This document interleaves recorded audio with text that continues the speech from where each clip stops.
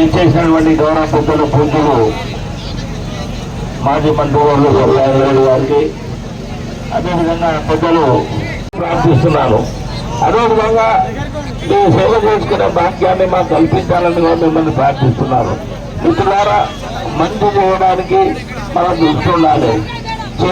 ముఖ్య నాయకులకు, మహిళా మనులకు, అందరికీ పత్రికా సోదరులకు అందరికీ కూడా నా యొక్క నమస్కారం తెలియజేస్తూ ఈరోజు ఒక ఫోన్ కాల్తోనే ఇంతమంది అశేష జనము వచ్చినందుకు వారందరికీ కూడా హృదయపూర్వక ధన్యవాదాలు తెలియజేస్తున్నాను. ముఖ్యంగా మన అభ్యర్థి అయినటువంటి యాగాని జ్ఞానేశ్వర్ గారు మనకు బీసీ నాయకుడు ఎన్నో 93 కులాలను ఐక్యం చేసి దేవుళ్ళ మీద ఓట్లేయగలిగితే, ఎందుకంటే వాళ్ళు ఏం చేసినా ఏం లేవు కాబట్టి, ఏం చెప్పాలో అర్థం కావట్లేదు కాబట్టి ఏదో ఒక రకంగా పబ్బం గడుపుకునే ప్రయత్నం చేస్తా ఉన్నారు. ఒక్కటి మాత్రం గుర్తుపెట్టుకోండి, తెలంగాణ గొంతు వినిపించాలన్నా, తెలంగాణ గలం అక్కడ వినిపించాలన్నా మన ఒక్క బీఆర్ఎస్ పార్టీ వల్ల మాత్రమే సాధ్యమవుతుంది. అదే కాంగ్రెస్ పార్టీ, బీజేపీ అయితే వాళ్ళ పార్టీ ఏజెండా మాత్రమే వినిపిస్తారు పార్లమెంట్ లో. కానీ అదే బీఆర్ఎస్ పార్టీ మన వాళ్ళు ఉంటే తెలంగాణ ఏ సమస్య ఉన్నా కొట్లాడి తెచ్చుకునే అవకాశం ఏర్పడుతుంది. దయచేసి గుర్తుపెట్టుకోమని మీకు అందరికి మనవి చేస్తున్నా. ఈరోజు మన జ్ఞానేశ్వర్ గారు పలకరించిన నాదుడు లేరు, అడిగే వాళ్ళు లేరు. ఈరోజు పెన్షన్ పోయిన నెల ఎప్పుడు వచ్చింది? పెన్షన్ 26వ తారీఖు నాడు పెన్షన్ వచ్చేది. కేసీఆర్ ఉన్నప్పుడు 1వ తారీఖు నుండి 5వ తారీఖు వరకు పెన్షన్ వేసిండు కేసీఆర్ గారు. మధ్యలో ఒక నెలనే మొత్తం లోపలికి నొక్కేసింది, ఒక నెల ఏనే లేదు. ఇది గుర్తుపెట్టుకోమని మనవి చేస్తా ఉన్నాను. నిజంగానే పెన్షన్ 2000 ఇస్తాను, 4000 ఇస్తాను. 4000 దేవుడు ఎరుగా, కనీసం 2000 కూడా వస్తలేవు. అవి కూడా గుర్తుపెట్టుకోమని మీకు అందరికి కూడా మనవి చేస్తూ, ఇవన్నీ చక్కగా మన దగ్గరికి రావాలంటే వాళ్ళు ఇచ్చిన జ్ఞానేశ్వర్ గారిని గెలిపించి పంపిద్దాం. 96 కులాలు అంటే బీసీలు, ఎస్సీలు, ఎస్టీలు, మైనార్టీలు 96 కులాలు తీసుకున్నాడు. నేను జ్ఞానేశ్వర్ గారికి ఏం చెప్తున్నంటే 96 కులాలతో పాటు ఓసీలను కూడా చేర్చుకోండి. 97 కులాలు అయితే తప్పకుండా అందరి పక్షాన్ని మీరు పార్లమెంట్ లో గొంతింపించండి అని మీకు మనవి చేస్తా ఉన్నాను.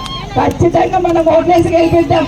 మనమే ఈరోజు ముందు వరుసలో ఉన్నాం, మొదటి స్థానంలో ఉన్నాం, తప్పకుండా గెలవబోతున్నాం. మీరు అందరూ ఆస్వాదించండి, సహకరించండి అని మీకు అందరికి కూడా మరొకసారి పేరు పేరున కోరుకుంటూ 13వ తారీఖు నాడు మనది 1వ నంబర్ మీద 3 ఈవీఎంలు ఉన్నాయి, 3 బాక్సులు.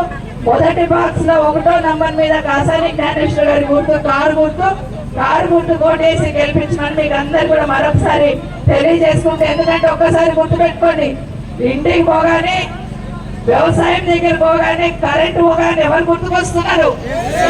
కేసీఆర్ గుర్తుకొస్తున్నాడు. ఇంట్లో నల్లాలు రాకపోతే ఎవరు గుర్తుకొస్తున్నారు? కేసీఆర్ గుర్తుకొస్తా ఉన్నారు.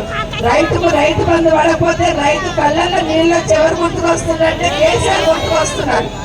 ఈరోజు ఒకటి నేను అనుకుంటా ఈరోజు కాసాని జ్ఞానేశ్వర్ గారిని ఆశీర్వదించడానికి వచ్చిన మీకు అందరికీ కూడా మరొకసారి ధన్యవాదాలు తెలియజేస్తా ఉన్నాను. అయితే మీరు ఇచ్చిన ఈ భరోసాతోనే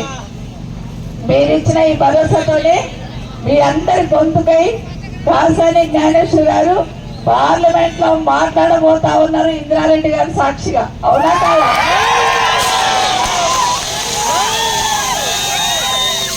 సో శంకర్పల్లికి ఇక్కడికి రాగానే ఎప్పుడైనా ఇంద్రారెడ్డి గారు ఇదే చౌరస్తా మీద ఇట్లాగే సుమో మీద ఎక్కి మాట్లాడుతుండే కదా, అవును కదా? చాలా సంతోషం అనిపించింది.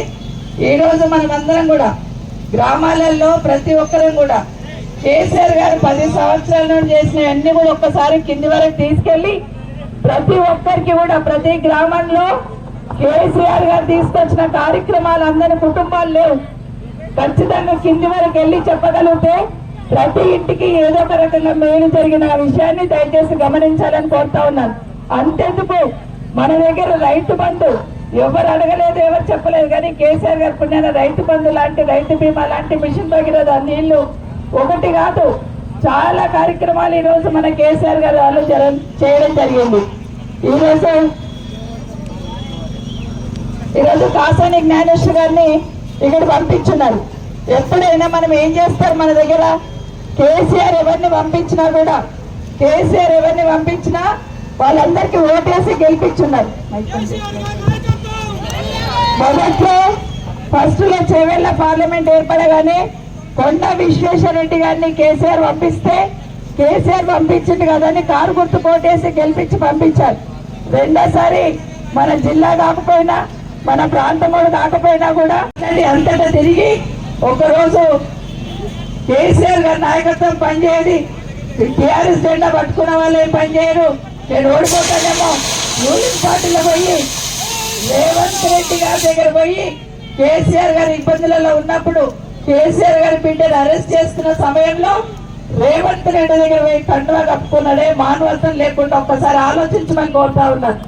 ఆయనే కాదు, ఆయన భార్య కూడా టీటీడీ బోర్డు మెంబర్ వేయించారు కేసీఆర్ గారు, ఆయనతో పాటు ఆయన భార్య కూడా.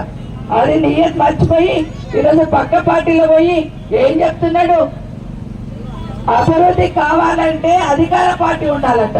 అంటే రేపు బీజేపీ వస్తుంది అన్న కూడా పోతాడా? 3 నెలలైనాక 6 నెలలైనాక బీజేపీలో పోతే బీజేపీ వస్తే బీజేపీలో కూడా పోతాడు. ఒక్కసారి ఆలోచించండి.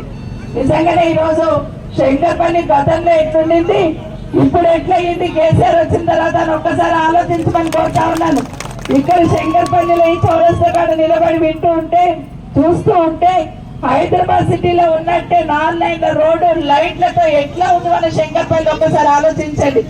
ఆడ రింగ్ రోడ్డు దగ్గర దిగితే అక్కడ నుండి ఇక్కడ వరకు మన శంకర్పల్లి ఏ విధంగా అభివృద్ధి జరిగింది అనేది దయచేసి మీరందరూ ఆలోచించుకొని మిమ్మల్ని అందరినీ కోరుతా ఉన్నాను.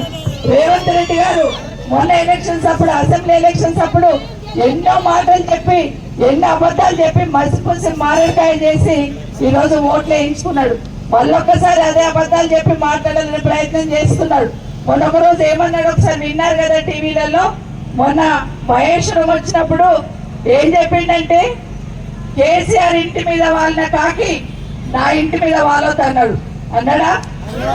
మరి పక్క నిలబడ్డ ఆయన ఎవరు? ఏ ఇంటికి వెళ్ళి వచ్చిండు? ఏ ఇంటికి వెళ్ళి వచ్చిండు? పక్కన ఇంటికి నిలబడ్డాయన అంటే ఆయన కాకి కాడేమో గద్దనే. బైక్ పట్టుకుంటే చాలు కేసీఆర్ ని తిట్టుడు, దేవుళ్ళ మీద ఓట్లు పెట్టుడు, ఇది ఒకటే నేర్చుకున్నాడు. ఈ రోజు రుణమాఫీ చేయమంటే 2 లక్షల రుణమాఫీ చేస్తానని ఏమని చెప్పాడు ఆ రోజు? ఒకసారి విందామా? రేవంత్ రెడ్డి మాట్లాడే మాట ఒకసారి విందామా?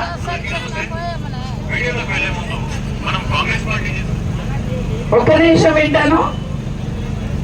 ఇప్పుడు తీసుకుంటే 10,000 వస్తుంది రైతు బంధు. కాంగ్రెస్ అధికారంలోకి వస్తే 15,000 వస్తాయి.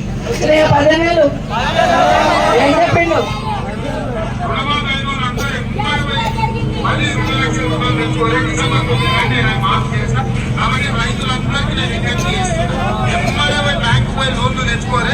వచ్చిన నేను రుణమాఫీ చేస్తాను. అయ్యిందా? ఇప్పుడు పెన్షన్ తీసుకుంటే 2,000 వస్తాయి, కానీ ఒక్క నెల వాయిదా పడ్డారంటే వచ్చే నెల మేము 4,000 ఇస్తాం. వచ్చినాయా 4,000? ఎవరైనా చాలా చెప్పిండు 500 రూపాయలకి గ్యాస్ ఇస్తాడు, ఆడపిల్లలకు స్కూటీలు ఇస్తాడు, రకరకాల చదువుకున్న పిల్లలకు ఉద్యోగాలు రాకపోతే డబ్బులు వేస్తానని నిరుద్యోగ వృత్తి వేస్తాడు. ఒకటి కాదు, ఎన్ని కావాలి? మా అమ్మలందరూ ఇక్కడ ఉన్నారు, మా అక్క చెల్లెళ్ళు అందరూ. ఆడబిడ్డ పెళ్ళైతే కేసీఆర్ ఏమో 1,00,000 రూపాయలు ఇస్తే రేవంత్ రెడ్డి ఏం చెప్పిండు? 1,00,000 రూపాయలతో పాటు తులం బంగారం ఇస్తాడు. ఇప్పుడు అది కూడా దిక్కు లేకుండా పోయింది. ఒకటి కాదు అధికారంలోకి రావడానికి నోటికి ఏది వస్తే అది మాట్లాడిన విషయాన్ని దయచేసి గమనించమని కోరుతా ఉన్నాను. ఇదే వికారాబాద్కి వచ్చిన రోజు అదే వికారాబాద్ చౌరస్తాలో నిల్చొని డిసెంబర్ 9వ తారీఖు నాడు 2 లక్షల రూపాయలు రుణం మాఫీ చేస్తాడు. డిసెంబర్ 9 వాయే, జనవరి 9 వాయే, ఫిబ్రవరి 9 వాయే, మార్చి 9 వాయే, ఏప్రిల్ 9 అయ్యింది, ఇప్పుడు మళ్ళీ మే వచ్చింది. ఒక్కసారి ఇప్పుడు ఏం చెప్తున్నాడు? ఆగస్టు 15వ తారీఖు లోపల చేస్తా అంటున్నాడు. ఏం చెప్తున్నాడు? ఏడి పోతాడు ఇప్పుడు? కరీంనగర్ పోతేనేమో వేములవాడ దేవుని మీద ఒట్టేసి వచ్చాయి, బాసర పోతే బాసర అమ్మవారి మీద ఒట్టేసి వచ్చాయి, యాదగిరి పోతే యాదగిరి గుట్ట పోతే యాదాద్రి లక్ష్మీనరసింహస్వామి మీద ఒట్టేసి వచ్చాయి, మొన్న పెద్దమ్మ గుడి దగ్గర ఒట్టేసి. ఇప్పుడు మన దగ్గర దేవుడు ఏ దేవుడు మన దగ్గర? కేవలం వెంకటేశ్వర స్వామి ఉన్నాడేమో. ఆయన అనుకుంటున్నట్టు వెంకటేశ్వర స్వామి అనుకుంటున్నట్ట. ఆగస్టు 15వ తారీఖు వరకు రేవంత్ రెడ్డి నా దగ్గరికి రాకపోతే చాలు ఈ రూట్లో అనుకుంటున్నాడంట. ఎందుకంటే చేవెళ్ళ రూట్లో వస్తే నా మీద కూడా కొట్టేసిపోతాడు. ఈయన తెలుసులో చేయడం కానీ ఇక్కడ రాకుండా ఉంటే చాలు అనుకుంటున్నాడు. గుర్తు జెండా ఇక్కడ పాతబడుతుందని చెప్పి తెలియజేస్తా ఉన్నా. ఈ జెండా మనకేమిచ్చింది? ఎన్నడూ చూడలే. 50 ఇండ్లున్న దగ్గర మిషన్ భగీరథ నీళ్ల ట్యాంక్ వచ్చింది. ఏ ఊర్లో చూసినా 20 ఇండ్లు ఉన్నటువంటి దగ్గర కూడా భగీరథ నీళ్ల ట్యాంక్ వచ్చింది. ఇంకా అనేక రకాల సౌకర్యాలు మనకు వచ్చున్నాయి. ఆ సౌకర్యాలన్నీ కూడా అక్క గౌరవనీయులు మంత్రి గారు మాట్లాడతారు. నేను మిమ్మల్ని కోరేది ఒకటే, మన బలహీన వర్గాల సభ్యులంతా ఎస్సీ ఎస్టీ బీసీ మిత్రులు, కమ్మరి కుమ్మరి వడ్రంగి గౌడ సాలే ప్రతి ఒక్కరూ అన్ని కులాలు ఏకమై